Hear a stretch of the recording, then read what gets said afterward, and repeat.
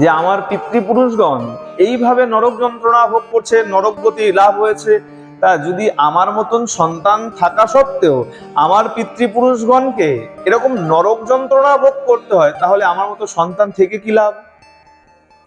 পুত্র কাকে বলে? ছেলেকে পুত্র বলে।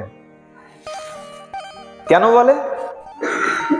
অনেক রকম নরক আছে, তার মধ্যে একটা নরক হচ্ছে পুং, পয়সু অনুসার পুং। এই পুং নরক নামক নরক থেকে যে ত্রাণ করে তাকে বলা হয় পুত্র। তয়রফলা শব্দের অর্থ হলো ত্রাণ করা। পুং নামক নরক থেকে যে উদ্ধার করে তাকে বলা হয় পুত্র। এটা ছিল কারণ প্রেম সে বলো, আরে একটু জোরে তো বলো। তাহলে পুত্র কেন বলা হয়? নরক থেকে আমাদেরকে যারা উদ্ধার করে, এই নরকের নাম পুং।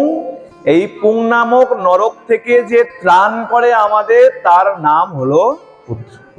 ওই পিণ্ডদান করে আমাদের নামে সংকল্প করে আমাদেরকে উদ্ধার করার জন্য যারা সংকল্প নেয় তাদেরকে পুত্র বলা হয়। আর যারা পিণ্ডদানই করে না, কিসের পুত্র?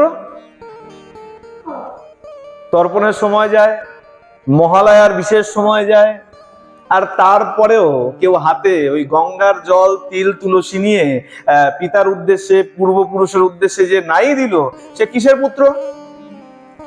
আজকে বৈখানস রাজা বলছেন যে আমার মতন সন্তান থাকতেও যদি আমার পিতৃপুরুষগণকে নরক যন্ত্রণা ভোগ করতে হয়, তাহলে আমি কিসের পুত্র? এই বিচার আছে এখনকার ছেলে মেয়েদের?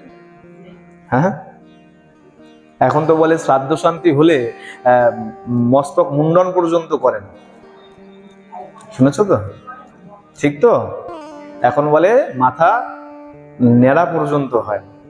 ধরা কাছা তো ছেড়ে দাও, চাকরিজীবী হলে বলে টাইটা খালি খুলে রেখে দেয়, কি বলে সম্মান।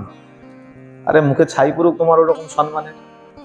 পিতা মাতার জন্য যদি তুমি এইটুখানি করতে না পারলে, তাহলে তুমি কি পিতা মাতার ঋণ শোধ করতে চেষ্টা করো?